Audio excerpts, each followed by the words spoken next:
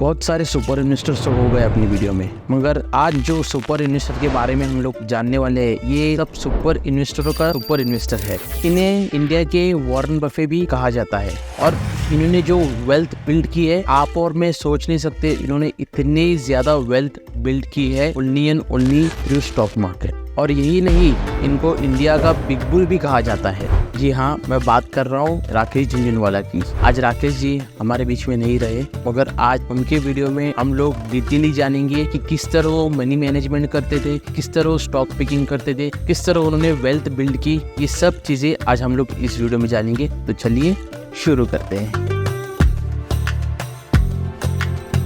तो जो राकेश झुनझुनवाला, इनका जन्म 5 जुलाई 1960 में हुआ था, एक राजस्थानी मारवाड़ी परिवार में। दोस्तों, इनका जो सरनेम है झुनझुनवाला अपने एंसेस्टर से मिला था राजस्थान से, मगर राकेश जी का असली जो जन्म हुआ है ये हैदराबाद में हुआ है, ना कि राजस्थान में। तो Rakesh ji was born and brought up in Hyderabad. उनका ग्रेजुएशन सिंडीमन कॉलेज से हुआ और फिर उसके बाद उन्होंने institution of chartered accountant of India में एनरोल किया अपनी फर्दर स्टडीज के लिए। तो जो राकेश जी का ये जो इंटरेस्ट है स्टॉक मार्केट के अंदर कब डेवलप हुआ? दोस्तों, राकेश जी अक्सर अपने पिताजी की स्टॉक मार्केट की बातें सुनते थे। ये जब बातें सुनना शुरू किए, उनको एक इंटरेस्ट आना शुरू, एक्साइटमेंट आना शुरू हुई कि ये स्टॉक मार्केट आखिर में है क्या। तो इन्होंने अपने पिताजी को जाके पूछा, पापा ये स्टॉक मार्केट के जो प्राइस है ये फ्लक्चुएट क्यों होते हैं? तो उनके पिताजी ने कहा, बेटा तुम न्यूज़पेपर पढ़ो, तुमको पता चलेगा कि स्टॉक मार्केट के रेट्स क्यों फ्लक्चुएट होते हैं। राकेश जी ने न्यूज़पेपर पढ़ना शुरू हुआ तो उनका और इंटरेस्ट जागना शुरू हुआ। तो उन्होंने कहा अपने पिताजी को कि मैं स्टॉक मार्केट के अंदर अपना करियर परस्यू करना चाहता हूँ, मगर उनके पिता ने साफ मना कर दिया। बोला कि बेटा नहीं, आपकी पढ़ाई खत्म करो, आपका ग्रेजुएशन खत्म करो, उसके बाद में आप ये स्टॉक मार्केट के कोई भी करियर जो करना है आप कर सकते हो, मगर फॉर सेफर साइड कोई करना। ये तो बेसिक एक इंडियन मेंटेलिटी है, आपको भी सबको पता है कि हमारे आपके सबके पेरेंट्स कहते हैं कि पहले तुम बेटा पढ़ाई खत्म करो, फिर उसके बाद में जो तुम्हें करना है फ्यूचर में सोचो। तो फिर 1985 में राकेश जी ग्रेजुएट हुए as a chartered accountant from Sydenham college से। तो दोस्तों, जैसे ही इनका ग्रेजुएशन कंप्लीट हुआ तो अपना करियर और गोल इन्होंने स्टॉक मार्केट के अंदर प्लेस कर दिया। फोकस्ड एकदम स्टॉक मार्केट के ऊपर रहे। जैसे ही इन्होंने ठान लिया कि मैं स्टॉक मार्केट करूंगा, तो अपने पिताजी के पास गए, मुझे कुछ पैसे चाहिए स्टॉक मार्केट के अंदर इन्वेस्ट करने के लिए। पिताजी ने साफ मना कर दिया। ये नहीं, पिताजी ने कहा ना तुम्हें किसी फ्रेंड के पास से लेना है, ना किसी फैमिली मेंबर के पास से लेना है, ना किसी इन्वेस्टर के पास से लेना है। उन्होंने सब जगह से मना कर दिया कि कहीं से भी लेके करना नहीं है। वो कहते थे कि स्टॉक मार्केट के अंदर लोग बर्बाद होते हैं, गैम्बलिंग होती है, ये होती है, वो होती है। मगर राकेश जी को पता था कि ये गैम्बलिंग नहीं है, ये बस मेंटेलिटी, एक साइकोलॉजी है लोगों ने कि जो मार्केट खराब करके रखा है। राकेश जी पहले जो सेव करके रखा था 5,000 रुपये, लेकिन 1985 में एंटर किया तो तब सेंसेक्स कुछ लगभग 150 पॉइंट था। आज आपको पता है करंटली सेंसेक्स 60,000 प्लस है। तो कितना बढ़ गया तभी से लेके आज तक। उनको कैपिटल मिलने में बहुत दिक्कत हो रही थी, तो उन्होंने क्या किया कि अपने भाई के दोस्त से पैसे उधार पे लिए। उन्होंने समहाउ उन्होंने 2.5 लाख रुपए मैनेज किए वहाँ से, और उसके अगेंस्ट FD से ज़्यादा रिटर्न देने का प्रॉमिस किया उनको। दोस्तों, राकेश जी जब मार्केट के अंदर एंटर किए तो उनका सबसे बड़ा प्रॉफिट था 5 लाख रुपए का। ये 5 लाख रुपए उन्होंने कैसे कमाए? उन्होंने 1986 के अंदर टाटा टी के शेयर्स @43 रुपीज़ में लिए थे, और वही शेयर 3 महीने के अंदर 143 रुपीज़ ट्रेड कर रहे थे। तो समझ लो कि इंटू 3x पैसा बढ़ गया उनका। टोटल शेयर उनके पास 5,000 थे। इतना बड़ा प्रॉफिट कमा लिया उन्होंने झटकों में 3 महीने के अंदर। जैसे जैसे वक्त बीतता गया तो वो मार्केट में एक्सपर्ट होते गए, मार्केट को समझने लगे, तो उन्होंने धीमे धीमे करके अच्छा खासा मोटा प्रॉफिट कमाना शुरू किया। आप समझ लीजिए कि राकेश जी 1986 से लेकर 1999 में लगभग 20 से 25 लाख रुपए उन्होंने कमा लिए थे। उस वक्त 20 से 25 लाख दोस्तों बहुत बड़ी अमाउंट थी। फिर उनका जो नेक्स्ट बड़ा इन्वेस्टमेंट था वो था सीसा गोवा में, जो कि उन्होंने @28 रुपीज़ में बाई किया था। तो देखते ही देखते वो शेयर 28 रुपीज़ से 35 रुपीज़ बढ़ गया, और थोड़ा वेट करने के बाद वो शेयर 65 रुपीज़ तक पहुंच गया। तो आप समझ लो कि कितना बड़ा प्रॉफिट उन्होंने कमा लिया सीसा गोवा में भी।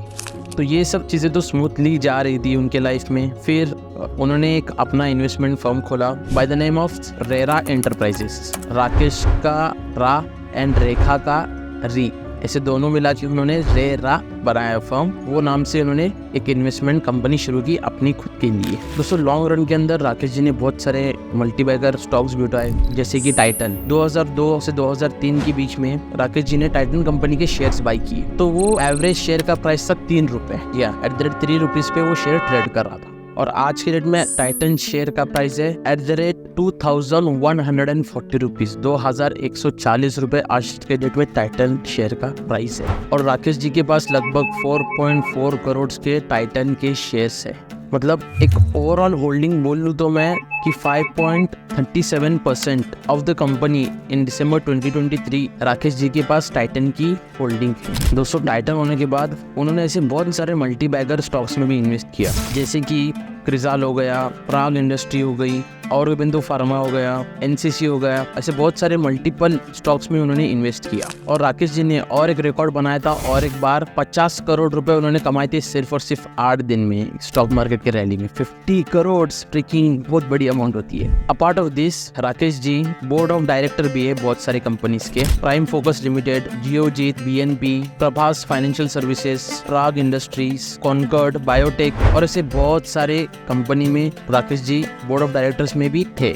और राकेश जी तो स्टॉक मार्केट में थे ही, मगर एक प्रोड्यूसर भी थे, मूवी प्रोड्यूसर भी थे। उन्होंने बहुत सारे मूवीज भी प्रोड्यूस किए, जैसे कि इंग्लिश विंग्लिश, शमिताब, की एंड का, और हंगामा डिजिटल मीडिया के चेयरमैन भी है राकेश जी। राकेश जी हमारे मल्टी टैलेंटेड थे। दोस्तों, राकेश जी अपने आप को कंसिडर करते थे एक लॉन्ग टर्म इन्वेस्टर और शॉर्ट टर्म ट्रेडर। जी हाँ, मतलब वो कहते थे कि मैं एक ट्रेडर भी हूँ और एक इन्वेस्टर भी हूँ।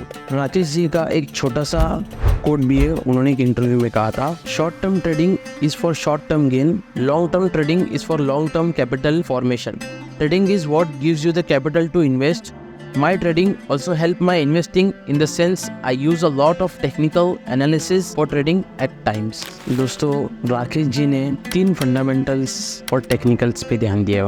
उन्होंने कहा, पहला P ratio, profit to earning ratio हमेशा ध्यान रखो एक कंपनी का। दूसरा उन्होंने कहा, जब भी आप कोई कंपनी बाय करते हो वो कंपनी का मोट होना जरूरी है, कंपनी का एडवांटेज होना जरूरी है। For example Coca Cola, Apple, इस तरह का मोट होना जरूरी है। दोस्तों, तीसरा है margin of safety. Margin of safety का मतलब है कि आप कोई भी स्टॉक डिस्काउंटेड प्राइस या उसके इंट्रिंसिक वैल्यू के बिलो बाय करना है। अगर समझिए कल के दिन स्टॉक क्रैश भी होता है तो आपका बड़ा लॉस नहीं होगा, क्योंकि आपने उसके वैल्यू से बहुत ज्यादा नीचे के लेवल पे बाय किया। तो मार्जिन ऑफ सेफ्टी डिराइव करती है बैलेंस शीट के ऊपर, कंपनी के परफॉर्मेंस के ऊपर, कंपनी के मैनेजमेंट के ऊपर। हर चीज आपको देखना जरूरी है फंडामेंटली जब भी आप कोई स्टॉक बाय करते हो। राकेश जी कहते हैं, भैया तुम स्टॉक खरीद रहे हो ना, तो स्टॉक इस तरह खरीदो कि आप एक खुद दुकान खरीद रहे हो या आप खुद एक कंपनी खरीद रहे हो, ना कि मैं शॉर्ट टर्म के लिए बाय किया और सेल किया। ऐसे कभी भी मत इन्वेस्ट करना, उनका सिंपल कहना है। ट्रेडिंग के अंदर भी उन्होंने फंडामेंटली बहुत ज्यादा डीप स्टडी की थी। उन्होंने स्टॉक के अंदर उनको अच्छे से चार्ट पैटर्न्स पता थे, सब चीजें पता थे। तो ट्रेडिंग के अंदर भी उन्होंने टेक्निकली अच्छी खासी स्टडी की थी। मगर उन्होंने कहा है बहुत सारे इंटरव्यू में कि ट्रेडिंग में हाथ मत जलाओ। अभी वो क्या कहना चाहते हैं हमें पता नहीं है, मगर ये थी राकेश जी की जर्नी फ्रॉम 5,000 to 48,000 करोड़ रुपए तक। मतलब आज लगभग उनकी